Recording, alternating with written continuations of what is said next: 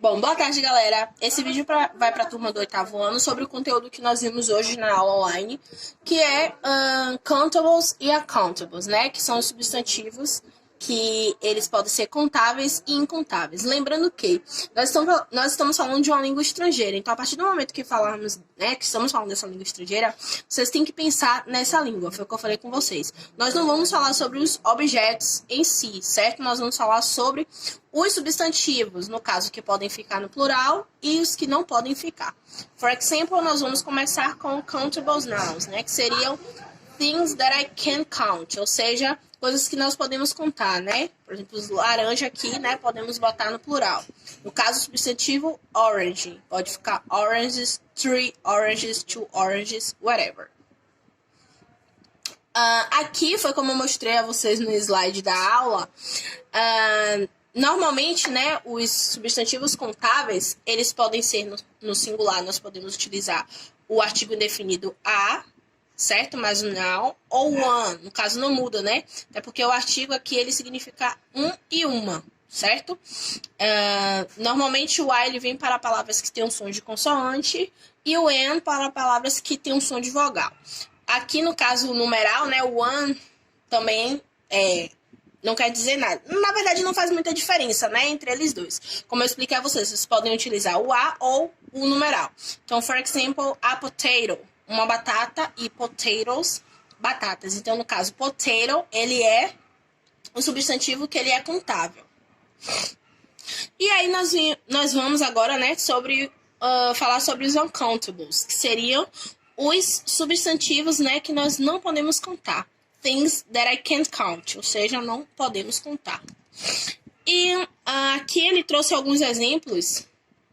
Isso, ele trouxe alguns exemplos que temos assim, we love to read books, foi o que eu expliquei para vocês na aula. No caso, o substantivo books, ele pode ser contável, né? Então, colocamos ele no plural. Salt, né, que seria sal, ele não é contável, tá? Chairs, que seria cadeira. Então, chairs, ele é um substantivo contável. Lembrando que a gente vai falar sempre, né, no caso, voltados para alimentos, mas não necessariamente falar somente, né, o conteúdo é somente sobre alimentos. Mas no caso aí, nós vamos falar deles, né, dos countables e uncountables voltados para alimentos. Aqui foi o que eu expliquei para vocês hoje na aula, né, em relação ao singular e ao plural. Por exemplo, quando a gente quer falar de uma certa quantidade de alimentos para... no caso de incontáveis, nós vamos utilizar o some, né? Ele vai dar essa ênfase aqui com o some. Ele também pode ser utilizado para os contáveis, certo? Só que nesse caso aqui, o some, ele vai servir para ser um quantificador para os substantivos incontáveis. For example, there is some sugar, certo? Então, aqui no caso, existe algum açúcar, né? Uma quantidade de açúcar.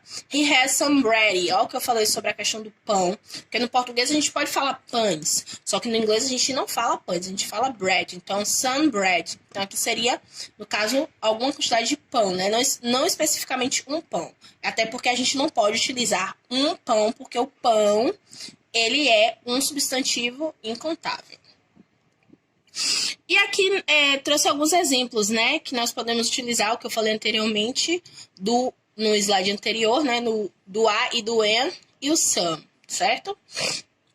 For example, there is some ice cream in the fridge. Então, o some, ele foi utilizado nesse caso aqui porque a ice cream, né, sorvete, ele é um uncountable noun, ou seja, um substantivo incontável. A mesma coisa da água, né? I need some water to wash my hands. Então, água, ela é incontável. A mesma coisa de juice, né? Que seria suco. Então, I'd like some juice. Ou seja, aqui eu não estou especificando a quantidade. E aqui, I'd like a glass of juice. Aqui eu já digo que eu quero o quê? Um copo de suco. Nesse caso aqui, o juice, ele também é um substantivo incontável. A diferença entre o some e o N, eu vou deixar para vocês no próximo vídeo, certo? Que aí já vai fazer parte do nosso conteúdo da nossa próxima aula.